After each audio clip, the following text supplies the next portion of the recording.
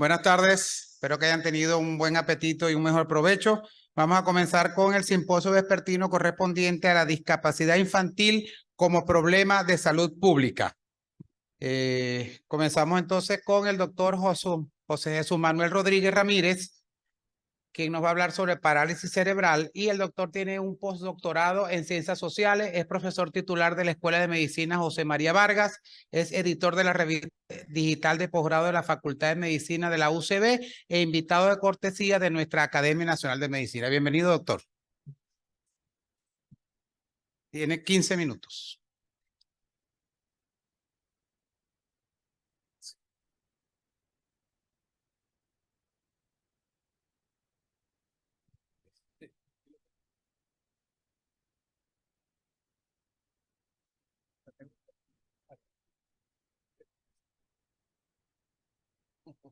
Sí.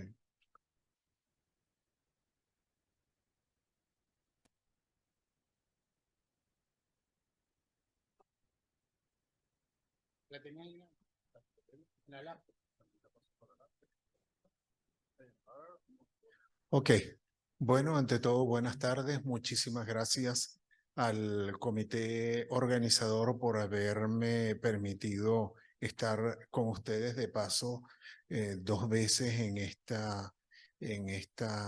este congreso 20º de la Academia Nacional de Medicina.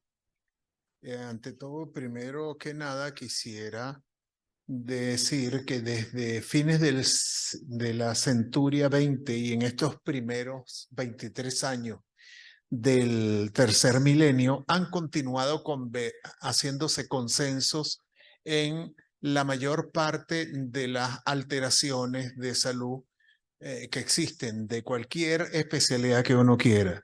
Los consensos tienen la ventaja de que se ponen de acuerdo las personas en qué es lo que van a hacer ante determinadas circunstancias y por lo tanto se pueden comparar los resultados de los métodos diagnósticos, de tratamiento, de pronóstico, de cualquiera, si hablamos el mismo idioma.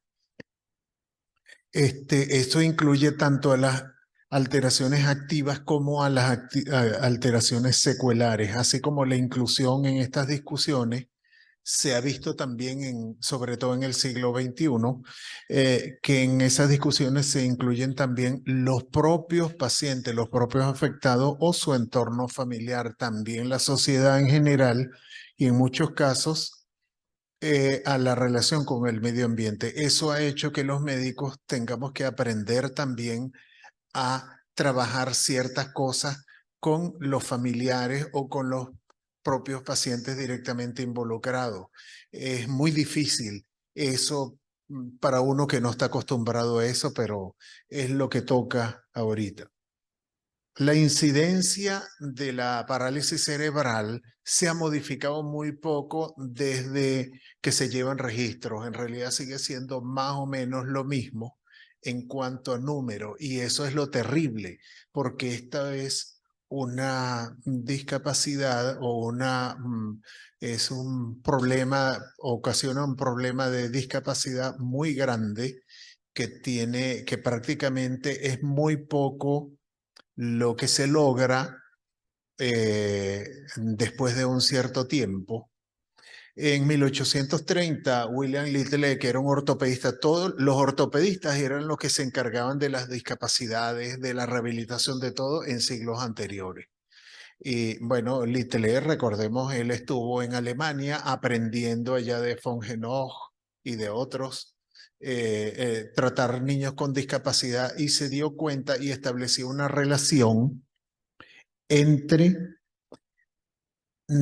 causa-efecto entre nacimientos difíciles, o sea, prematurez y asfixia, y secuelas motrices y o mentales, que era como las llamaban en ese momento.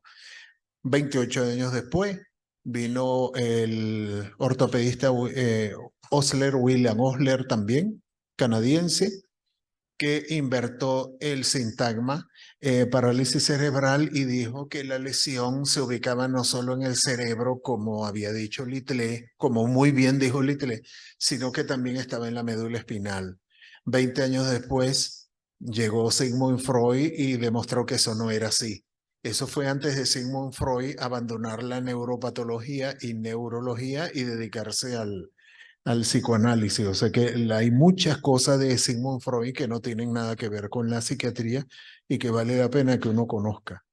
En el año 1941, otro ortopedista, esta vez americano, Winthrop Phelps, hizo eh, énfasis en que en todos los congresos donde se hablase de esta entidad, se hablase de la importancia de la rehabilitación que ya se hacía, pero él lo instituyó, lo hizo reconocer como algo que era parte indispensable de la manera en cómo se manejaba esta alteración.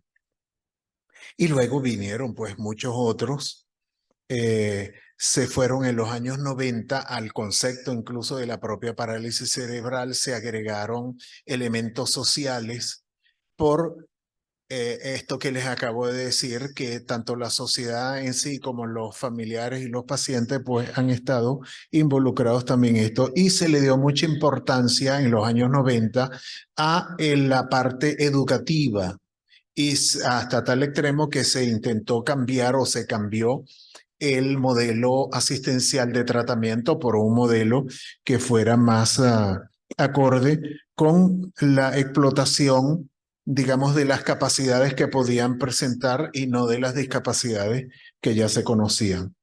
La OMS, pues, también intervino en el año 2001 y entonces también hizo sus clasificaciones, empezaron a hacer ya empezaron a hacer los consensos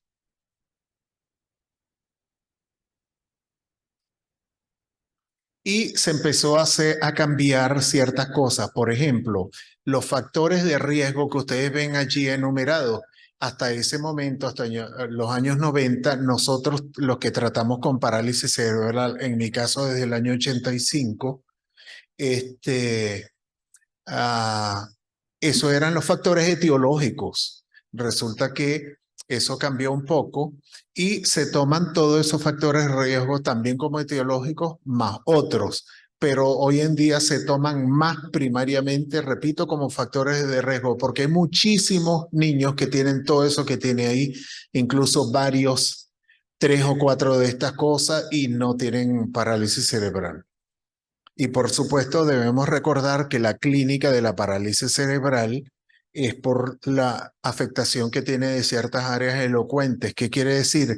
Que hay muchas otras afectaciones que tienen los niños con parálisis cerebral que no las notamos porque no están afectando áreas elocuentes, pero que también las tienen y que son las que conforman la propia personalidad de la persona que tiene la entidad.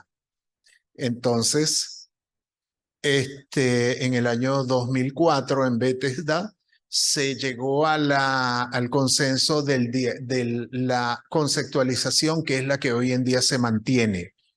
Es una conceptualización que honestamente a mí, después de tener este poco de años, como les dije, viendo niños con esta patología, no me convence mucho porque el lenguaje es menos técnico y se supone que es un consenso para nosotros los que lo tratamos. Adolece de varios detalles. Pareciera dirigido a personal no sanitario y pareciera también que confunde el periodo preembrionario y embrionario con la parte fetal que es después de la 8ª semana. Entonces, es, es es confuso, pero repito, es porque hay mucha influencia, digamos, de la sociedad, pues, en todo esto. No incluye, por supuesto, en ese nuevo, y estoy dedicado ahora es a atacar a esa definición, no incluye nada que tenga que ver con el tono, con las actividades digestivas, con las alteraciones metabólicas, y no habla que también a veces la lesión no tiene que estar en un área elocuente, sino en la lesión de vías modulantes de la motricidad que son subcorticales. Entonces lo de arriba puede estar bien, pero lo de más abajo no. Entonces creo que para hacer el siglo XXI debió de haber sido mejor. Han habido otras clasificaciones que también son las que están ahorita usándose, las del 2100, 2006, que es la de clasificación de la motricidad fina, 2007 de la motricidad gruesa, 2014 de las alteraciones de masticación y deglución, que todas esas clasificaciones en el 2014 se refrescaron e se hicieron nuevos aportes y modificaciones en ellas mismas, hasta llegar a una de 2017 que afortunadamente no progresó, porque era una propuesta que había de hacer la clasificación de la parálisis cerebral en base a imágenes de resonancia magnética. Déjeme decirle con colegas aquí que la parálisis cerebral es como el Alzheimer o como el Parkinson y otras alteraciones, que no es un examen, no existe un examen que uno se lo haga y diga, ah, usted tiene Parkinson, usted tiene... No, no, no, es clínico. Los exámenes nos ayudan es a ver la cuantía de la afectación de las otras partes del sistema nervioso central o del cuerpo, pero no es que nos van a hacer la... Entonces, bueno, sin embargo, hubo ese intento hace apenas 6 años. Se volvió a partir del 2017 a retomar lo que se había hecho 20 años antes, que era hacerle más fuerza a la parte educativa, volver a sustituir el modelo asistencial por educativo que había sido sustituido en los 90, pero que volvió al comienzo de los años 2000 y así sucesivamente. Y en los últimos años, estoy pendiente del reloj,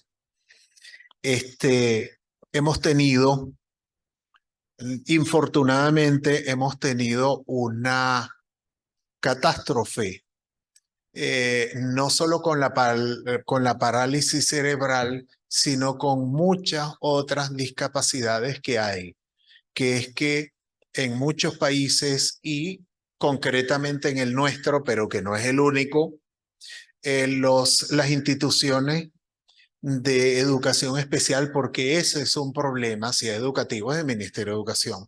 Multidisciplinarias se han ido desmantelando, ya perdieron, no existe ahorita ningún solo IEE, y corrígeme si que tenga fisioterapistas, terapeutas ocupacionales, terapistas de lenguaje, médico psiquiatra, médico neurólogo, nada de eso. Lo único que hay son maestros que no tienen la formación en educación especial.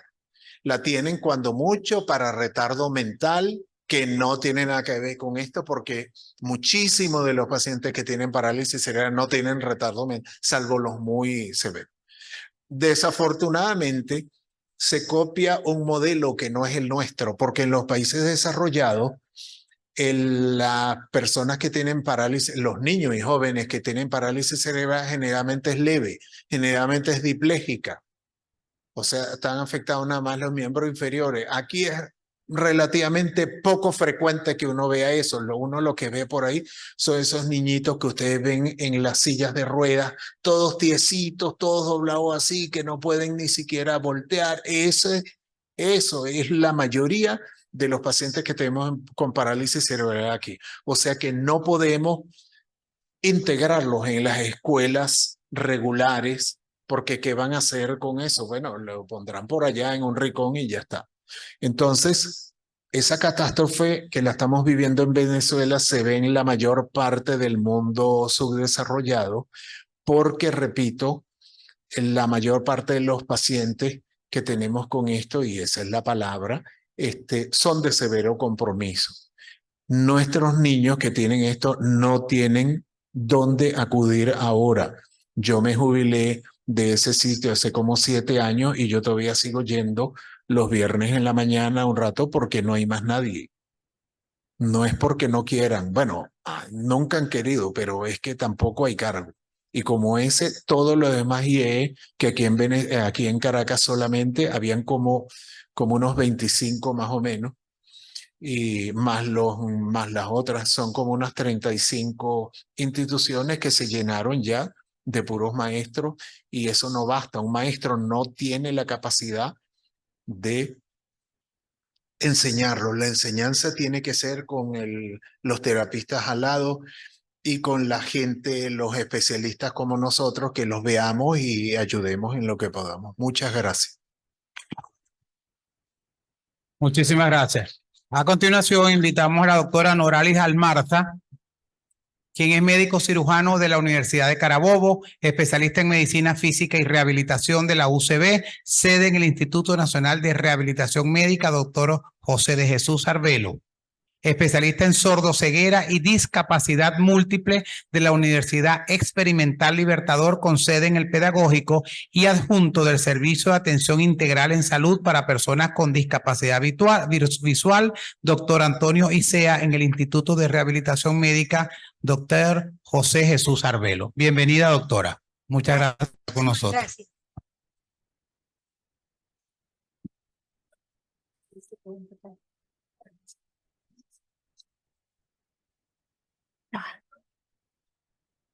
Buenos días, ¿me pueden escuchar aquí? Ok, muy bien. Buenas tardes, gracias por la invitación a este simposio en el tema del niño sordo y ciego. Fíjense, para comenzar, la función visual y auditiva es de vital importancia, ya que rápidamente le va a permitir al niño poder interactuar en su medio, estableciendo canales de información en forma continua. Estos canales van a estar afectados si el niño, cuando nace, pierde la función, sea total o parcial, de estos dos órganos tan importantes, ya que rápidamente puede reconocer todo lo que tenga a nuestro alrededor y compartir con las personas que tenemos cerca, desde temprana edad. Si se presenta para el momento del nacimiento, estos niños no van a tener esa oportunidad, disminuyendo, algo importantísimo como es la comunicación. Al disminuir la comunicación, el niño se aísla poco a poco hasta el momento de producir un aislamiento y un componente emocional por no poder expresar sus sentimientos, trayendo consecuencias. Entonces, para iniciar el tema, vamos a conocer la sordoceguera. La sordoceguera la vamos a definir como una discapacidad única en una persona con identidad propia que tiene doble compromiso neurosensorial en distintos grados, puede ser total o parcial. Y a su vez, el problema más importante es que limita su comunicación, el acceso a la información y obtener un desenvolvimiento en forma independiente. En este sentido, la sordoceguera trae consecuencias a nivel educativo, cultural, deportivo, entre otros. Las causas principales de sordoceguera son muchas y múltiples. Entre ellas tenemos las congénitas y las adquiridas. Dentro de las congénitas, como por ejemplo la embropatía rubiólica, que afecta no solamente la parte del niño a nivel motor, sino también intelectual, cardiovascular, dejando lo visual y lo auditivo en segunda instancia para evaluaciones pertinentes y necesarias para su abordaje. Entonces, tienen esa consecuencia. También tenemos el síndrome de Usher tipo 1, el cual el niño nace sordociego total y compromete el desenvolvimiento de él desde los primeros años de vida. Y difícil para los padres, ya que no pueden establecer contacto con otros niños sordos comunes, porque no tiene lengua de señas. No comprende el sistema de signos y por tanto no sabe cómo expresar sus sentimientos. solamente entiende gestos como palmadas en el abdomen para decir que tiene hambre. Así que gestos naturales que nadie conoce, solamente su familia, y por esa razón difícil de abordar entre profesionales, no solamente de la salud, sino del área educativa. Entre otros tenemos la prematuridad. Los niños prematuros nacen con una neoformación de vasos sanguíneos a nivel de la retina y eso produce disminución de su agudeza visual, creando líneas verticales, horizontales de manera desordenada y no le permite ver lo que tiene cerca. A su vez, una hipoacusia profunda que no le permite escuchar palabras de alto tono.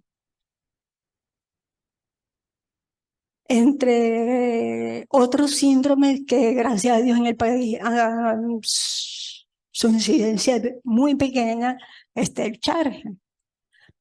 Este es un síndrome que tiene múltiples alteraciones, que gracias a sus siglas se hace más fácil el conocimiento, como es un coloboma, la C, la carencia o fisura de el iris, la retina, o el disco óptico, que son importantes para la vía visual.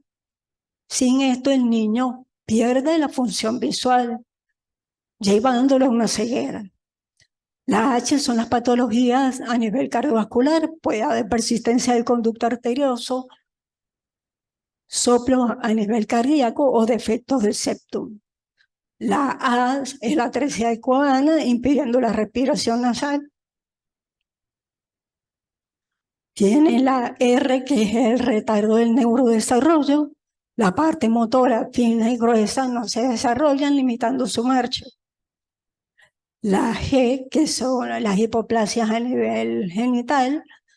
Ambos sexos desarrollan muy poco los genitales y presentan alteraciones a nivel uretral por las infecciones, trayendo consecuencias a nivel de salud.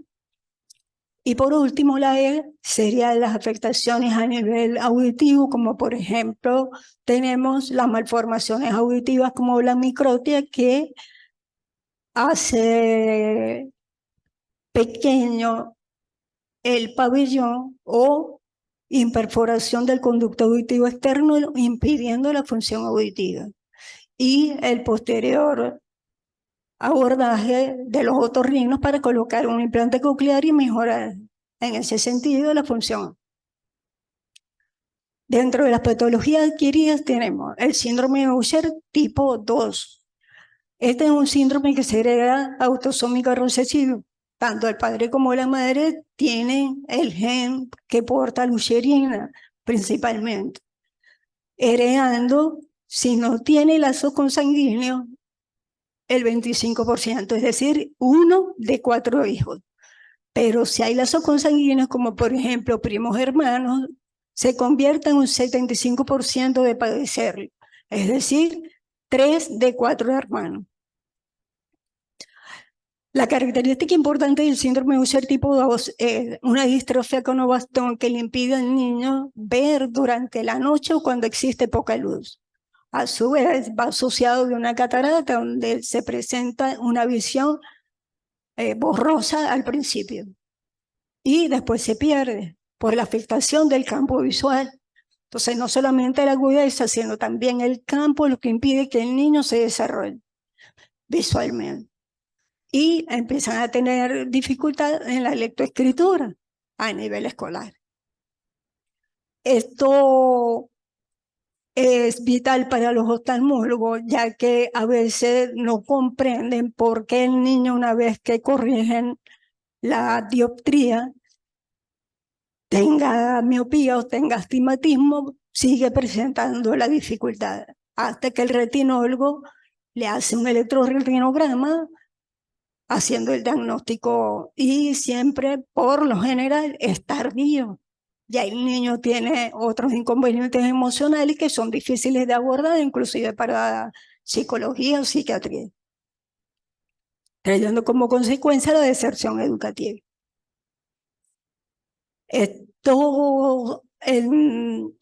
Otro síndrome que tenemos a nivel adquirido, tenemos el Wolfram, el cual se asocia a una diabetes insípida o una diabetes mellitus a temprana edad, entre 10 y 12 años, el niño presenta la patología. La afectación trae como consecuencia dos aspectos importantes. Uno, a nivel visual. ¿Por qué genera sordoceguera adquirida? Porque produce una atrofia bilateral importante, donde el niño pierde la función visual, solamente percibe luz, que se convierte en una ceguera legal, y a su vez presenta sordera, asociándolo a la patología anterior. También existen de origen infeccioso, tumoral y traumático, como accidentes de tránsito, por ejemplo, y las infecciones que tenemos acá con más frecuencia, aún se siguen viendo la meningitis y la encefalitis, que trae como consecuencia una sordoceguera importante donde limita la función del niño a nivel educativo, limitando el progreso de esta educación, terminando en un taller laboral y la función real de este niño en cualquier tipo de ambiente donde lo pongan a trabajar, no se desarrolla con autonomía. Una de las características importantes de la sordoceguera es que son caracterizados por ser una población variada, etiquetándola como heterogénea, es decir, tiene una multiplicidad de factores que conllevan al niño sordociego a unas características propias, innatas, de la cual se considera como una discapacidad única en un niño con identidad propia. Esta discapacidad se toma en consideración por varios factores. Uno, tiene una etiología variada, como acabamos de mencionar, una multiplicidad de causas. No es igual el niño prematuro al rubiólico o el Usher tipo 2, que es adquirido. No es nada igual. Los sistemas de comunicación tampoco son iguales, son muy diversos. Hay niños que hablan en lengua de señas, otros que utilizan el braille táctil, otros el dactilológico, otros escritura de letra por letra en la palma de la mano. Por tal motivo, se caracteriza de esa manera. Otra característica importante, además del daño y la causa, tenemos la edad de aparición. Hay niños que nacen sordos ciegos y otros que son adquiridos después de 10, 12 o 20 años. Entonces, no es igual. Tampoco es igual el niño que nació sin audición y sin visión, aquel niño que nace viendo y después queda sordo. Ese niño es oral. Se convierten en sordos oralistas con lengua de señas braille y son más funcionales. Hay otra, el orden de aparición también, todo depende. Y hay un componente importante que lo trabajamos mucho con psicología y psiquiatría, que son las madres. Las madres pueden ser esas que generan que el niño se apegue a ella, aferrado de una manera que cuando el terapeuta quiere iniciar una actividad no se puede despegar. Y otras que son muy sobreprotectoras. Entonces, no quieren que los terapeutas le enseñen a desenvolverse por sí solos para comer o caminar, porque piensan que se van a caer o tropezar y se van a lastimar. Entonces, siempre los quieren cargar. Y ese es muy negativo para estos niños desde el punto de vista emocional. Sí. Bueno, ahora bien, ¿cómo clasificamos la sordoceguera? Esto ha sido difícil para todos los profesionales, tanto del área de la salud como del área educativa. ¿Por qué? Porque clínicamente son muy diferentes. Así que se toma en consideración la clasificación tomada por la ONCE, que es la Organización Nacional de Ciegos Españoles. Esta clasificación es base a un sistema de comunicación y un desenvolvimiento. Entonces, vamos a clasificar la sordoceguera en 3 grandes grupos. El primer grupo es de bajo nivel. Estos son niños que nacen sordociegos, total. Su sistema de comunicación es innato, es decir, el creado por la familia, mamá, papá o los tíos, hermanos. Por lo general son gestos comunes corporales que no entiende el resto de la población. Y son niños que no interactúan con nadie, rechazan, golpean y tienen muchos cambios. Bueno, la rehabilitación de estos niños es más difícil cuando son congénitos. Así que tanto los de medio nivel como los de alto nivel, que ya ellos nacen o sordos y después quedan ciegos, es más fácil el abordaje en rehabilitación utilizando los programas. ¿Por qué? Porque los distintos especialistas van a interactuar y hacer una alineación curricular con los educadores para poder llevar algo tan importante. Uno, las adaptaciones según los requerimientos auditivos y visuales de cada niño. Y segundo, los sistemas de comunicación adecuados para cada pérdida auditiva. Esto es importante hacerlo en nuestro país para crear mediadores, tutores, intérpretes de lengua de señas venezolana, así como la tiflotecnología que la mayor necesita. Muchísimas gracias.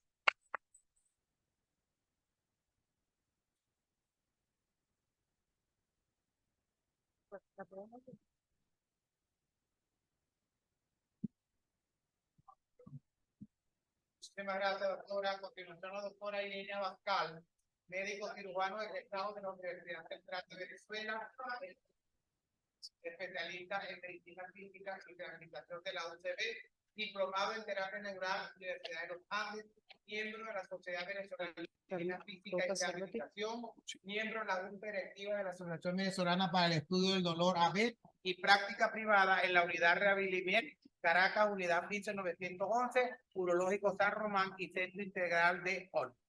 Bienvenida.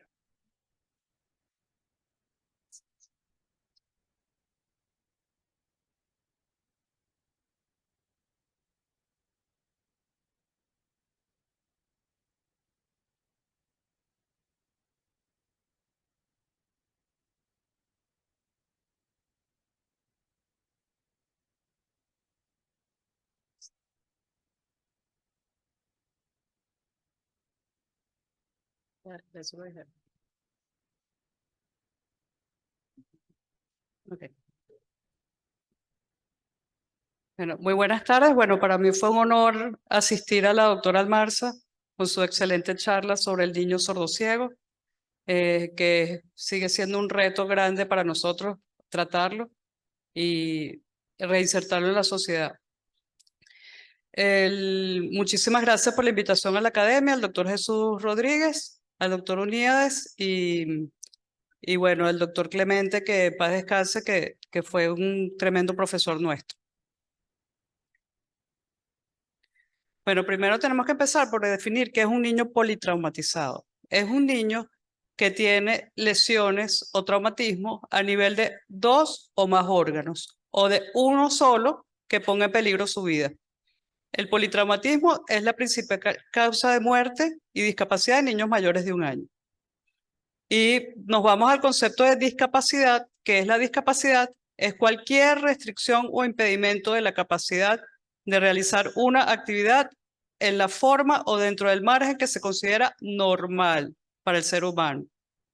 Bueno, considerar normal es un poco relativo, pero así es. De cuanto a las estadísticas de Venezuela, bueno, tenemos estamos inmersos en una crisis hospitalaria de hace varios años, con una crisis humanitaria impresionante y entonces, por lo tanto, hay una falta de registro adecuado.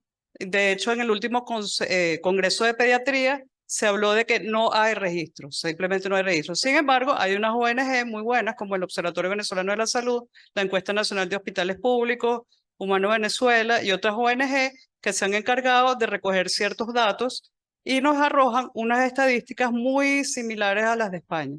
Por eso fue que las tomé de allá, porque de verdad que del otro lado no lo conseguí.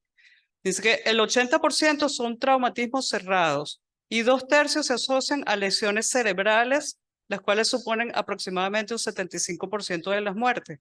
Y los factores de riesgo individuales son la edad, que es más común en los lactantes y adolescentes, el sexo masculino, vamos a decir que los varones son más tremendos, y la situación económica baja, que también influye en que haya más accidentes, más descuido por parte de los padres, el niño no está insertado en el sistema escolar, entonces inventa, etcétera. O los accidentes de tránsito, otras causas son accidentes de tránsito, inmersión, lesiones intencionales, que eso es muy lamentable, porque hay una alta índice de no solamente lesiones, de homicidios también, quemaduras y caídas.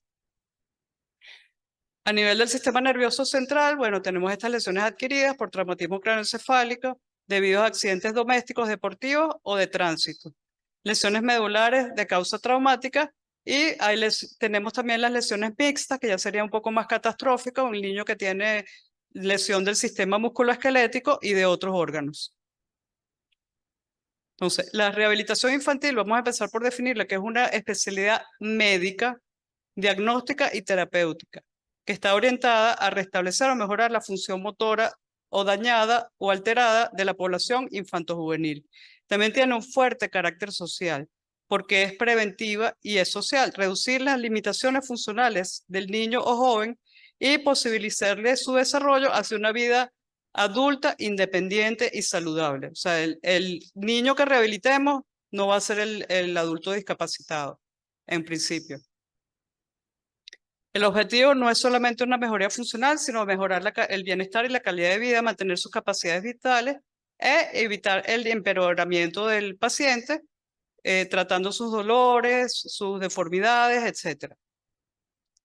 Entonces tenemos que el equipo rehabilitador debe estar constituido idealmente por el médico fisiatra, no en todos los sitios lo hay, no en todos los hospitales lo hay, que es especialista en medicina física y rehabilitación, formado en posgrados, hay varios posgrados nacionales, fisioterapeuta, terapeuta ocupacional, terapeuta del lenguaje, técnico ortopédico o ortesista, psicólogo clínico, trabajador social y la enfermera de rehabilitación, que es una pieza clave en nuestro equipo. Entonces se forma un equipo transdisciplinario. ¿Por qué transdisciplinario? Porque ese equipo tiene que estar en constante comunicación. De nada sirve que esté uno por aquí, el otro por allá y el niñito en el medio, la mamá sin saber qué hacer, el papá tampoco.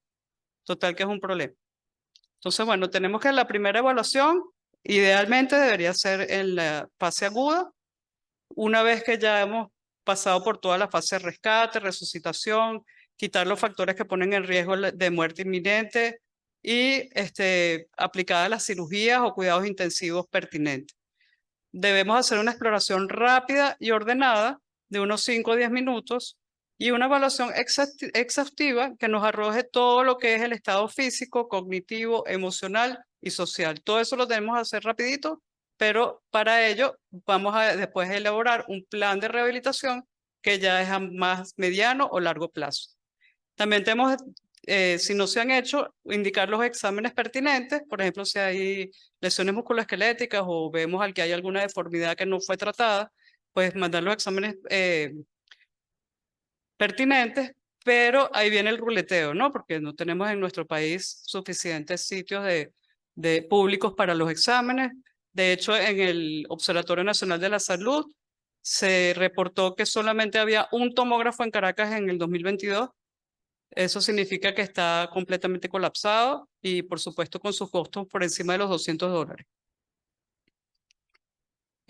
Tenemos que entonces intervenir tempranamente, iniciar tempranamente para prevenir las secuelas, referir a los pacientes, esto es muy importante para los otros colegas, a los centros especializados, darles soporte psicológico y realizar controles frecuentes y seguimiento.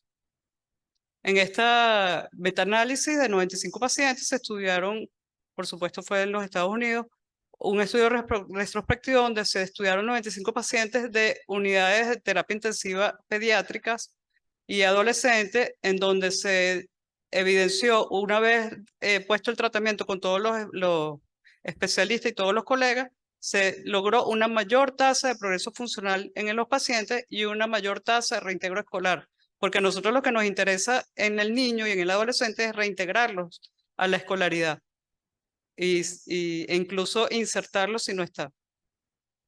Entonces tenemos como objetivos en la rehabilitación física, el primerito, aliviar el dolor, ya como lo dijo el doctor Uníades, de nada te sirve un paciente con dolor, que no te va a rendir, pero tampoco esperar a que se le quite el dolor para actuar, porque entonces tampoco es lo ideal.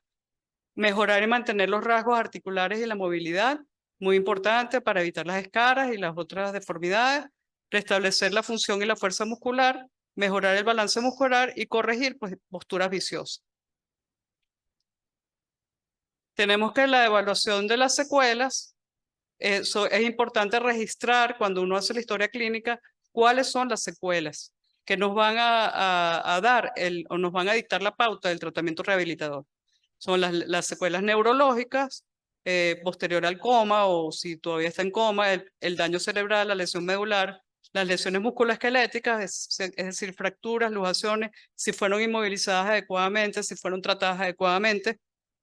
El dolor, utilizar dosis analgésicas pediátricas, no estar poniendo dosis de caballo, como dice el doctor Nian, ni estar, o sea, hay que vigilar muy bien esa parte, tomar en cuenta también cómo está la parte sistémica para entonces indicar uno u otro medicamento, tratar las deformidades permanentes en lo posible, dar un soporte psicológico porque la mayoría de estos pacientes tienen estrés postraumático y realizar también el control de las infecciones, ¿okay? Porque a veces te puede llegar un niñito con un absceso o con una úlcera o incluso una infección sistémica.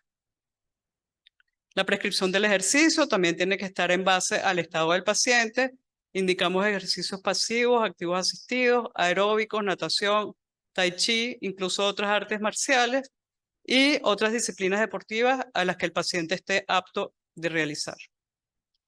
También indicamos las ortesis y los vendajes, como el taping. No sé si han visto los atletas con sus tapecitos de colores. Eso es uno que le da algo muy buena estabilidad y propiocepción a las articulaciones.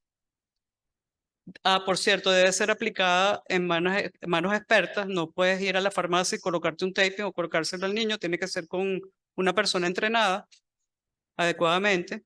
¿Okay? Y otro tipo de ayudas como férulas, órtesis, muletas, bastones, sillas de ruedas. Todo esto tenemos que saber cuándo mandarlo y cómo mandarlo. Incluso el posicionamiento en cama, con cojincitos, etc. Entonces, para tomar en cuenta, tenemos que intentar por todos los medios posibles el manejo adecuado y seguimiento temprano y al realizar controles frecuentes, realizar un adecuado manejo psicológico y oportuno del paciente y su familia. Un manejo adecuado y aporte nutricional también es fundamental porque de nada te sirve un paciente que le has hecho un tremendo tratamiento y está desnutrido. Tomar en cuenta la plasticidad y la neuroplasticidad, sobre todo cuando tenemos daño cerebral, y usar las escalas funcionales para medirlo. Y procurar un reintegro social de ese niño o adolescente. Entonces, ¿qué es la plasticidad? Es la capacidad de cambiar, modificar, moldear hábitos o conocimientos ya adquiridos y aprender cosas nuevas. ¿Okay? Sobre todo ya se sabe que en los niños es bastante importante utilizar esa habilidad. Entonces, como conclusión, tenemos que mantener al niño activo en lo posible, sobre todo durante la hospitalización, brindarle actividades educativas durante la convalescencia, siempre y cuando, bueno, por supuesto, que esté consciente y en buenas condiciones sistémicas, brindarle afecto y cuidados por parte de la familia y procurar la reinserción social, una vigilancia continua y monitoreo de las lesiones, seguimiento a largo plazo y al dar de alta, referir a los centros de rehabilitación, que afortunadamente hay en casi todas las ciudades de Venezuela. Muchísimas gracias.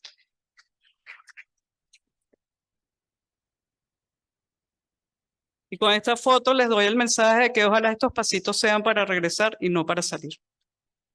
Muchas gracias, doctora. A continuación, la doctora Gisbeli Salazar nos va a hablar del tema enfermedad de Huntington juvenil. La doctora Salazar es médico cirujano egresada de la Universidad de Oriente, especialista en pediatría y puericultura, Hospital Antonio Patricio de Alcalá de la UDO, especialista en neurología infantil, Hospital JM de los Ríos, docente de posgrado de neonatología del Instituto Seguros Sociales Clínica Maternidad Santa Ana, colaborador docente del JM de los Ríos, pre y posgrado en pediatría y puericultura, y es neurólogo infantil, servicio de neonatología del Seguro Social en la Maternidad Santa Ana. Bienvenida, doctora.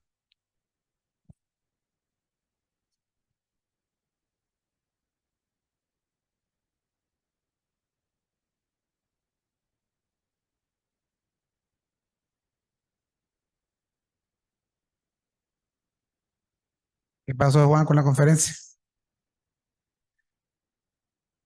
Resetea el reloj. Por eso. Ahora sí. Muy buenas Arranca tardes, gracias por la invitación, gracias al doctor Uniade.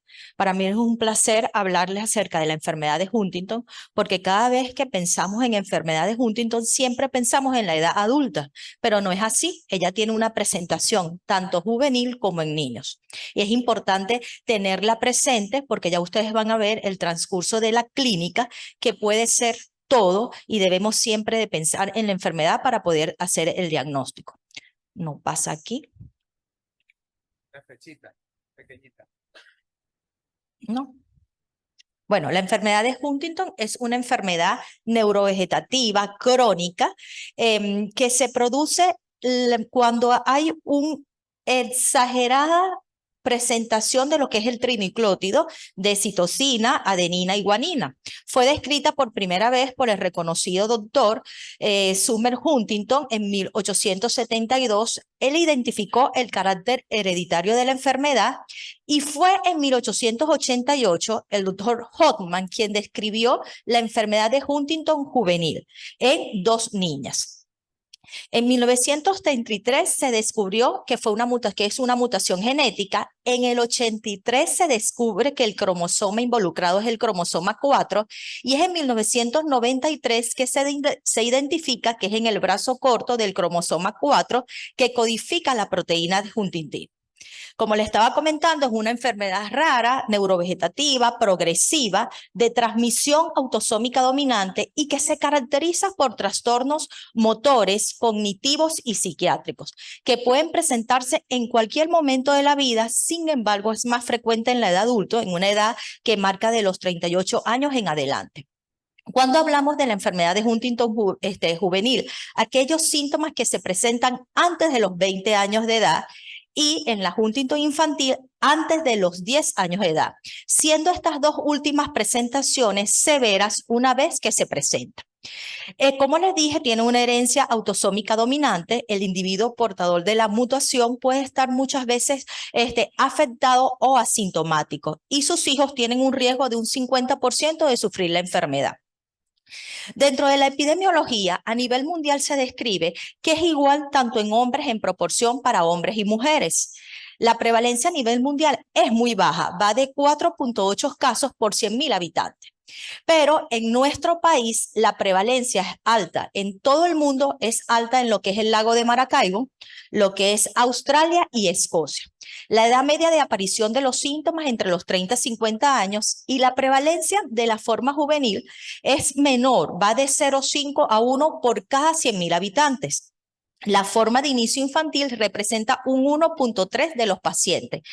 A pesar de que es una prevalencia baja, debemos tomar en cuenta y pensar en esta enfermedad. Y sobre todo porque en nuestro país tenemos casos de enfermedad de Huntington, lo que conocíamos antes como mal de San Vito.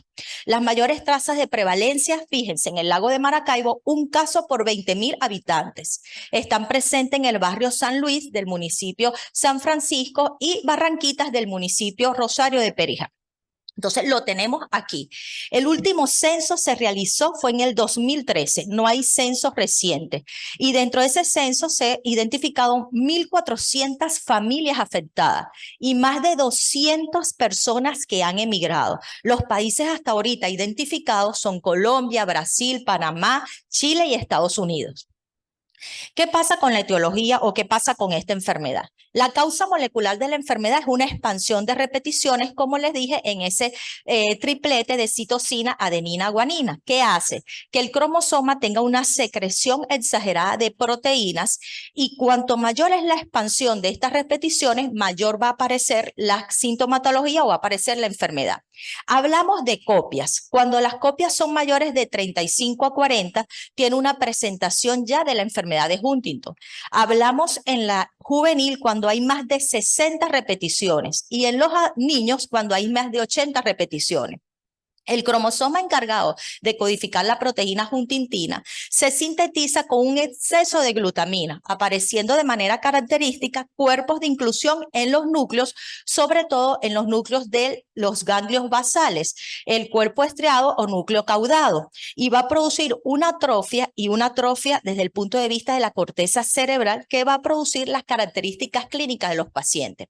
Existen varias fases. Tenemos la fase inicial, fase florida y fase terminal. Como les comenté, una vez que las manifestaciones clínicas se presentan en los niños y adolescentes, para el desencadenamiento de la enfermedad puede durar hasta 10 años. Es muy rápido y es progresivo. La fase inicial, oigan esto, es importante porque muchas veces la clínica, a diferencia de la Huntington de adultos, se presenta es con trastornos conductuales y la mayor de las quejas es en el colegio porque ese niño tiene dificultades del aprendizaje, puede tener trastornos de la marcha, va floreciendo y se desarrolla un deterioro cognitivo, puede haber rigidez a diferencia de lo que presenta en el adulto que van a presentar movimientos involuntarios como corea. Pueden tener problemas del lenguaje y las convulsiones que se caracterizan por ser tónico-clónico generalizadas, mioclónico o distónico. La fase terminal es el paciente se deteriora clínicamente, puede llegar ya a la hipotonía y convulsiones refractarias y de difícil manejo. En el juvenil tiene una característica que es la triada rigidez y bradiquinesia y ellos pueden llegar a presentar tips y siendo los tips los principales efectos o movimientos que pueden presentar. No vamos a esperar corea en el juvenil, es muy infrecuente. Tenemos más bien que pensar cuando vemos ese paciente que comienza con una rigidez, pero la característica clínica en ellos no es la parte cognitiva al principio, son alteraciones del comportamiento o alteraciones psiquiátricas que pueden estar presentando manías, pueden haber cuadros depresivos, un adolescente que venía normal y hizo el cuadro depresivo. Entonces tenemos que estar pendientes qué está pasando. Tenemos que recordar esta triada que es importante, todas estas características, todo que sea problemas de aprendizaje, rigidez, distonía y convulsiones, tenemos que sospechar de la enfermedad y sobre todo preguntar de dónde viene ese paciente. Ahorita tenemos en Caracas mucha gente que ha migrado del interior a la capital y es importante tomar siempre en cuenta en esto, porque si eres capaz de pensar y sospechar una enfermedad, eres capaz de diagnosticar y tenemos que poner nuestro cerebro en ejercicio. El diagnóstico de la enfermedad es meramente clínico. El examen físico es importante, pero lo que prevalece son los antecedentes familiares. Debemos tener antecedentes familiares, averiguar no solamente, siempre le digo a los alumnos, a los pacientes, no solamente ojo visores, preguntar cuánto pesó, si lloró y respiró al nacer. Tenemos que saber antecedentes de ese embarazo, de dónde viene la familia, cuáles son los aspectos sociales, porque la historia clínica definitivamente nos habla mucho. El diagnóstico confirmatorio es el diagnóstico molecular. Nosotros lo que buscamos aquí es determinar y cuantificar el número de repeticiones que se realizan. Pues también pueden utilizar otros métodos, pero el más importante es el molecular y evidentemente el diagnóstico clínico. Tenemos el diagnóstico de imagen, que vamos a buscar, vamos a ver lo que se ve ahí, que es la atrofia cerebral, en particularmente del cuerpo estriado, núcleo caudado. Y vamos a ver también disminución que se puede presentar en la sustancia gris de lo que es toda la corteza cerebral y el hipocampo. Parte de la charla cuando hablaban de los adolescentes y parte de las emociones, por eso es que primero comienza sus alteraciones en el comportamiento y en la parte afectiva de nuestros niños y adolescentes. Algo también importante, se ha descrito en la literatura que muchas veces la atrofia va relacionada con la clínica, pero en los infantes no vemos la atrofia, en los juveniles, en los primeros años, sino que primero vemos la clínica y posteriormente a través del examen podemos ver la atrofia. También existen estudios de imágenes como la espectroscopía en donde vemos una disminución láctica en todo lo que son los núcleos caudado. Entonces, tenemos que, por ahora, el estudio de imagen, lo que son las resonancias, son los estudios Gore estándar también para diagnosticar estas atrofias. Existe el diagnóstico prenatal, pero el diagnóstico prenatal tiene consideraciones genéticas. ¿Por qué? Porque tienes que especificar para qué quieres hacerle. ¿Quieres realmente interrumpir el embarazo? ¿Quieres comprobarlo? ¿Tienes ya la historia clínica de que uno de los padres es portador de la enfermedad? Porque existe la fase de portador y la fase sintomática. De repente tienes un padre que es portador, tiene su primer hijo a los 20, 28 años y no ha manifestado la parte clínica, pero ya tiene el antecedente de los familiares. También tenemos el test genético, esto cuando vemos una sintomatología compatible, si hay antecedentes familiares y determinar si una persona es portadora o no del gen. Todos esos tests, la parte genética, la parte prenatal, deben ser llevados a consenso ético porque es sumamente importante. Todavía nadie se pone de acuerdo en qué momento es el indicado y si hay que realizarlo o no por las conductas que se deben de tomar. Con respecto al tratamiento, existen muchos artículos, pero hasta ahora la enfermedad sigue siendo incurable, pero no intratable. Es una enfermedad en donde ya se le da es mejorar la calidad de vida de ese paciente, pero todavía la ciencia no ha avanzado de cómo curar esta enfermedad.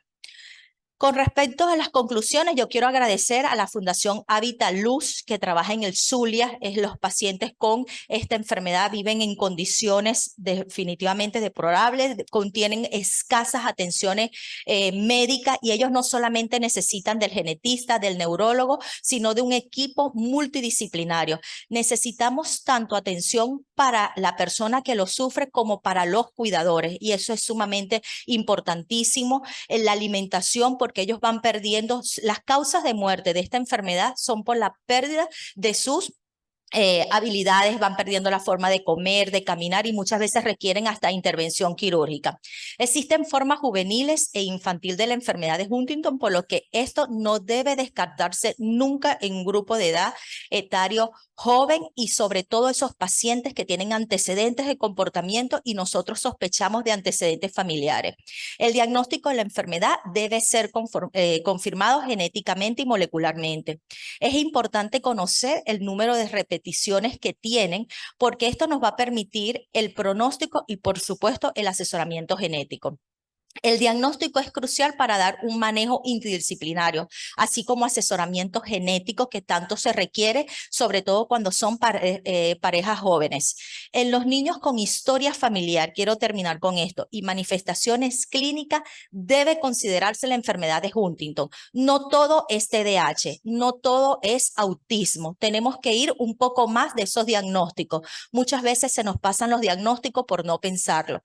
El 13 de noviembre se celebra el Día Mundial del Huntington y lo que se quiere es sensibilizar y pensar que estas enfermedades existen para poder hacer un buen diagnóstico. Nada que nosotros no pensemos no lo vamos a poder nunca diagnosticar y pensar que una de las prevalencias más altas la tenemos en nuestro país a nivel mundial. Muchísimas gracias. Gracias.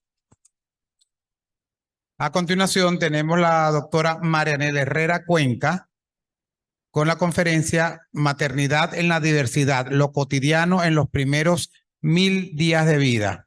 La doctora es médico cirujano, si me quitan la pantalla del señor, médico cirujano de la Universidad Central de Venezuela, máster y doctorado en nutrición de la Universidad Simón Bolívar, profesora asociada de la UCB Centro de Estudios de Desarrollo CENDES, profesora invitada de la Universidad de Framingham State y en la Simmons University, miembro correspondiente de la Sociedad Venezolana de Puericultura y Pediatría, investigadora principal del estudio LANS, Estudio Latinoamericano Nutrición y Salud, y miembro del grupo de trabajo Bon Kids en conjunto con el Instituto Nacional de Higiene y la Academia de Nutrición y Diabetes de Estados Unidos. Ella nos va a hablar vía Zoom.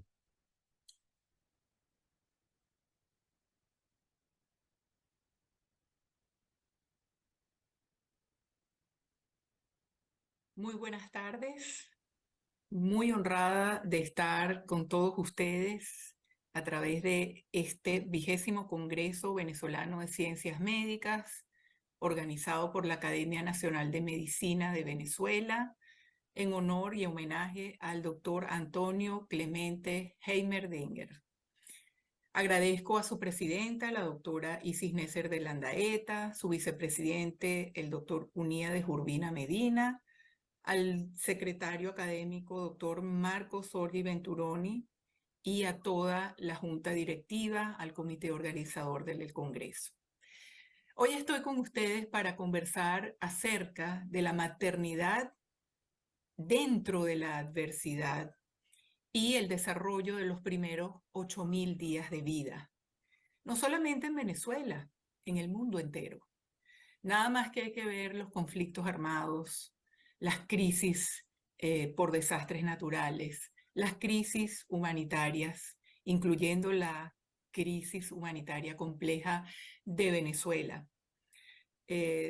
Entonces, es como que la cotidianidad se ha perdido.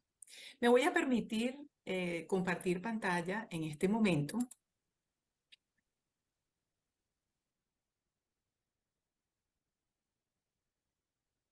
Y voy a conversar un poco sobre esto que nos ocupa hoy en día, porque tal parece que la cotidianidad parecemos haberla perdido. En nuestra agenda de hoy tenemos una pequeña introducción, después hablaremos sobre el curso vital, luego en el entorno, invertir a mediano y largo plazo y establecer las prioridades dentro de ese entorno para mejorar definitivamente la cotidianidad. Y ustedes me dirán, ¿por qué lo cotidiano? Pareciera como muy simple.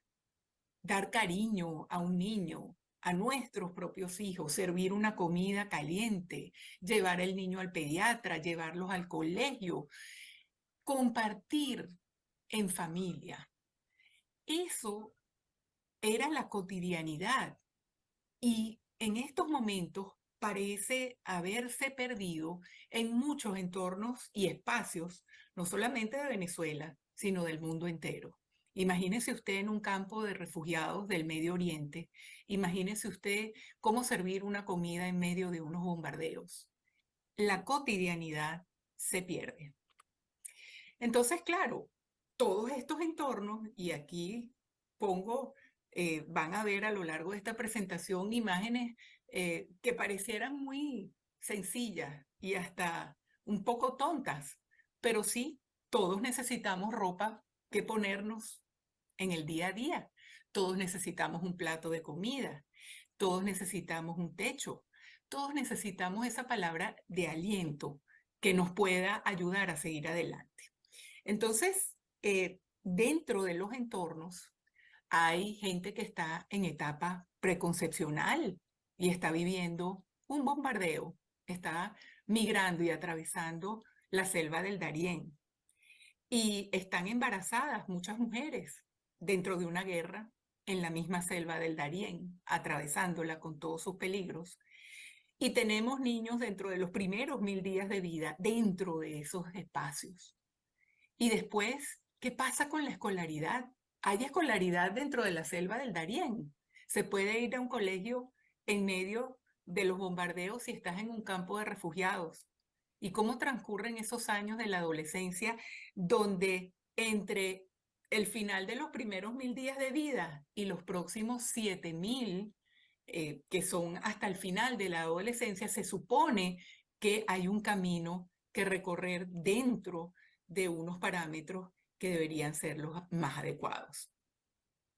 Entonces, para clarificar los primeros 1000 días de vida, tal y como lo han oído ya en otras conferencias a lo largo de este congreso, nos referimos desde la concepción hasta el final de los primeros 2 años de vida y los próximos 7000 hasta el final de la adolescencia. Pero no debemos perder de vista que en esos 7000 días de vida, en los próximos 7000 días de vida, hay oportunidades para intervenir cuando es necesario. Y aquí quiero señalar en un artículo muy interesante de la serie de Lancet de 2017, todo lo que se puede hacer para invertir en el desarrollo de los niños y adolescentes, porque ciertamente toma 8.000 días de vida para que un niño se transforme en un adulto. Y todas estas fases sensibles y sensitivas van a moldear el desarrollo a través de este periodo. Y este periodo se desarrolla con la cotidianidad de la vida en el medio. Entonces, claro, nosotros aquí tenemos que dar apoyo a todos estos niños y adolescentes para que logren ser adultos exitosos. Y esto se refiere, pues, por supuesto, a una serie de elementos que muchas veces no están presentes. Y si no están presentes en algún momento de estos 8.000 días de vida, entonces allí sí vamos a tener menos chance de ser exitosos en cuanto al desarrollo de los niños y los adolescentes. Muchas veces, o la mayoría de las veces, se hace solamente énfasis en las emergencias humanitarias en mujeres embarazadas y niños menores de 5 años. Pero no queremos decir que se ignoren a estos grupos vulnerables, son prioritarios. Pero ¿qué pasa con los adolescentes, con los niños en edad escolar e incluso con los adultos mayores? ¿Qué es la maternidad? La maternidad es ese espacio y ese rol que ha dado la vida a las mujeres que deben enfrentar 9 meses o 40 semanas con un ser desarrollándose en su interior, en el útero materno. Entonces tiene una serie de componentes, entre los cuales al final hay que resaltar el apego del niño a su madre y de la madre al niño, donde si hay ese desarrollo y ese estrecho lazo que se promueve y se fortalece una vez que nace el niño y que ha debido estar en formación y en crecimiento a lo largo de esas 40 semanas de desarrollo, ¿verdad? Donde se van a producir unos vínculos muy particulares que intuitivamente y casi que biológicamente llevan a la madre a cuidar a su cría tal y como lo vemos en otras especies. Pero de manera interesante, el Banco Mundial en conjunto con UNICEF y la Organización Panamericana de la Salud y la Organización Mundial de la Salud, ha desarrollado un boletín que se refiere al cuidado cariñoso y sensible para el desarrollo en la primera infancia. Entonces, fíjense, estamos hablando justamente de esto. Esto se refiere a lo que se genera a través de las políticas, los programas y servicios públicos que permiten que las comunidades y los cuidadores puedan asegurar la buena salud y nutrición de los niños y niñas y protegerlos de las amenazas. Esto también significa que el cuidado cariñoso y sensible también implica oportunidades para el aprendizaje temprano, también para desarrollar las interacciones receptivas y emocionalmente propicias, porque todos tenemos un área emocional que desarrollar cuando somos pequeñitos. Entonces, a través de este curso vital, ¿qué es lo que queremos? Bueno, queremos llegar a una adultez que sea exitosa y productiva. Definitivamente eso es importante y esa es la meta que deberíamos tener todos. Y cuando vamos al entorno, entonces tenemos alimentación que puede ser adecuada o no. Idealmente tendríamos que estar dentro del marco de derechos humanos y particularmente dentro del derecho humano a la alimentación, unas condiciones de vivienda dignas con acceso a servicios, una educación y cuidado cariñoso hacia los niños y a los adolescentes que permite el desarrollo de las habilidades y un buen desempeño escolar. Tenemos el acceso a servicios de salud universales y ojalá que dentro del marco de derechos humanos fundamentales, entre los cuales hay que destacar el derecho humano a la vida y a la salud, y un entorno construido que permita una buena práctica de actividad física, un sueño adecuado, un manejo del estrés y unas áreas de recreación que también forman parte de ese entorno cotidiano al que todos tendríamos que tener acceso. Aquí tenemos un gráfico que nos gusta mucho también de la serie Lancet, que es importantísimo recordar, porque nosotros tenemos un efecto intergeneracional que viene acumulado desde nuestros padres y las condiciones en las cuales y el entorno cotidiano en los cuales se desarrolló la vida de nuestros padres. Entonces, por supuesto, si hay una deprivación desde la madre, pues es normal que nosotros estemos expuestos a los riesgos neonatales, al bajo peso al nacer, a la prematuridad, a la malnutrición y al pobre crecimiento durante los años iniciales de la vida. Después vamos a necesitar ayudas y apoyos para que haya un desarrollo adecuado y esto tiene que considerarse. Y por supuesto deberían existir una serie de oportunidades para que los niños logren ponerse al día y actualizarse en su sistema educativo y, por supuesto, lleguen con el acceso a los derechos humanos fundamentales, a la salud, a la alimentación, a la vida, a la vivienda, ¿verdad? Donde vamos a estar otra vez inmersos en los determinantes sociales y ambientales a la salud que van a decirnos cuán grande es la brecha, si existe o no una brecha en el desarrollo de algunos grupos poblacionales o no, y mientras más grande es la brecha de desventaja, pues mayor dificultad en el desarrollo productivo vamos a observar en los niños. Otra cosa que ha sido estudiada y nos sentimos muy honrados para haber participado a través del estudio latinoamericano de nutrición y salud en este artículo que utilizó datos de 2.325 estudios poblacionales de niños y adolescentes en la parte de nosotros del estudio latinoamericano de nutrición y salud, colaboramos con la parte de adolescentes estudiada y es importantísimo ver porque se ha visto que no es cierto al día de hoy que tengamos una mejora en las ciudades en el crecimiento y desarrollo de los niños. Esto fue cierto hace algunas décadas atrás, pero al día de hoy estamos viendo que solamente el África subsahariana persiste con la brecha enorme de desventaja en crecimiento y adecuada nutrición en las áreas rurales. El resto del mundo pareciera haber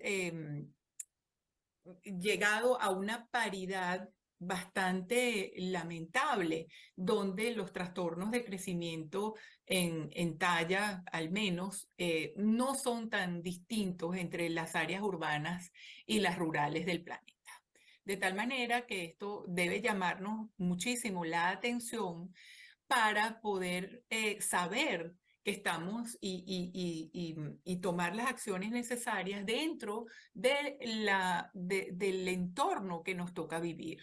Recordemos que estamos viviendo la era que se denomina el antropoceno, que no es más que la era geológica que tiene una contribución muy importante de la mano del hombre. Y por eso vemos estos grandes contrastes, el gran desarrollo en el área tecnológica de biomedicina, de maravillosos adelantos que nos dejan cada día más sorprendidos y se acompañan de los más de 800 millones de personas que todavía tienen experiencia de hambre y muestran inseguridad alimentaria, los problemas que tenemos para alimentar a tanta gente, a tantos grupos poblacionales y problemas que parecieran que no están resueltos desde el punto de vista histórico, como las guerras que estamos viendo en estos momentos en el globo. Entonces habría que explicar a las madres de qué se trata la alimentación, los conceptos de higiene y salud, brindar otro tipo de educación a la madre para abrirle la mente y el mundo que tiene a sus pies para que sepa lo que sí puede hacer y que retome el cariño por los hijos. Hemos visto tantas madres estresadas porque se tienen que ocupar solo de ver cómo van a alimentar a sus hijos el día de hoy o mañana. Y les toma mucho, les cuesta mucho trabajo retomar el cariño y demostrar el cariño que sí tienen por sus hijos. Y por supuesto, lo que sí se puede hacer y cómo cuidar a sus hijos, ayudarlos a mantener una cantidad, un nivel de actividad física adecuada, un buen sueño, cómo manejar el estrés, llevarlos a un momento de recreación. Eso parece que se ha perdido en tantos espacios a lo largo y ancho de la humanidad.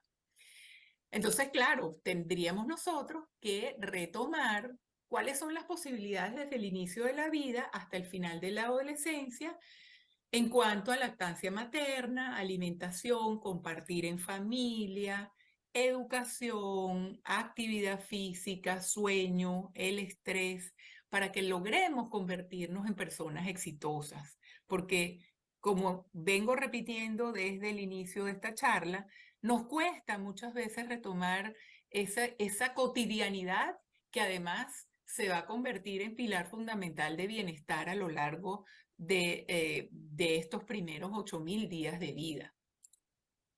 Entonces, ¿cómo llegamos a ser? ¿Cómo llegamos hasta ser las personas exitosas que queremos? Bueno, básicamente a través de la tríada que es inseparable de educación, alimentación y salud.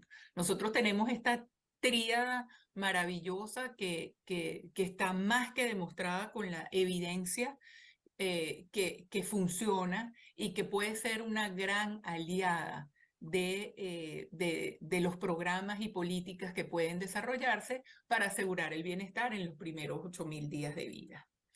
Y para esto vamos a hablar un poquito de la ciencia translacional, que es lo que se conoce en inglés como Translational Science, donde nosotros le vamos a dar el toque de cómo traducir la evidencia científica hasta que llega a las comunidades a través de programas y políticas. Y esto es fundamental porque se traduce en acciones.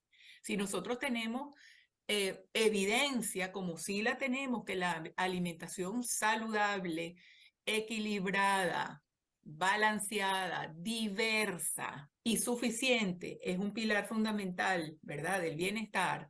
Y nosotros a través de la investigación y la ciencia hemos convertido en evidencia científica y podemos referirnos a estudios que puedan ser replicables. ¿Cómo se traduce eso en las acciones que vamos a tener en un comedor para niños? ¿Cómo hacer que verdaderamente le llegue a una madre, a una cocinera, dentro de un comedor, como tantos hay en este momento en Venezuela? ¿Cómo se traduce esa parte para que lo podamos promover en acciones contundentes que sí lleguen a la mayoría? Entonces, por supuesto, esta ciencia translacional se apoya, ¿verdad?, en investigación básica, en investigaciones preclínicas, clínicas, en implementación clínica y también a través de la salud pública, donde el centro, ¿verdad?, es la persona o el paciente, dependiendo si estamos en un entorno clínico, y donde nosotros tenemos la obligación de diseminar estos hallazgos de una manera amigable para que todo el mundo pueda entender y demostrar la pertinencia y el uso y el éxito de estas acciones. Entonces aquí tenemos un verdadero compromiso en el desarrollo, ¿verdad?, de nuevas aproximaciones a la implementación de la ciencia. Y finalmente, y termino con una imagen de una bonita cartera, porque al menos para las madres, uno siempre anda con ese bolso lleno de cosas, sobre todo cuando tiene niñitos pequeños, ¿no? Y entonces uno tiene cosas, desde la cartera con la que vamos a hacer los pagos, pero allí uno puede encontrarse todo, ¿no? Y ese es el bolso como decían mis abuelas, el bolso del cuento de Mary Poppins, donde usted sacaba cualquier cosa, desde un lápiz, un bolígrafo, un pañal, una toallita que le puede secar al niño cualquier cosa. Y bueno, y si es más grande, pues entonces ahí tenemos botellas de agua y tenemos cualquier cosa, porque esa es la cotidianidad que tenemos que rescatar para que nuestros niños pasen por una edad escolar maravillosa y lleguen a una adolescencia productiva que les permita convertirse en adultos maravillosos, los adultos maravillosos que necesita Venezuela, los adultos maravillosos que necesita la humanidad, con una cultura de paz, con una cultura de entendimiento, porque han sido criados desde el amor y del cariño de sus familias. Entonces, en los entornos de calidad que puedan sostenerse en la cotidianidad serán los marcadores de la diferencia hacia el éxito y deben pensarse en los próximos 7.000 días de vida que completan la ruta hacia la adultez como una manera de compensar lo que sí puede compensarse durante esta etapa de la vida, y hay que integrar y traducir la evidencia en acciones sencillas, porque es crucial para educar a los padres y cuidadores del niño y del adolescente. Recordemos todo lo maravilloso que puede ocurrir en estos años de vida. Y les doy muchísimas gracias a todos. Aquí están nuestros datos de contacto y saludamos nuevamente a toda esa maravillosa audiencia de la Academia Nacional de Medicina de Venezuela, y agradecemos también el apoyo tanto de la Universidad Central de Venezuela, el Centro de Estudios del Desarrollo CENDES, el Observatorio Venezolano de la Salud y la Fundación Bengoa para la Alimentación y Nutrición. Muchas gracias.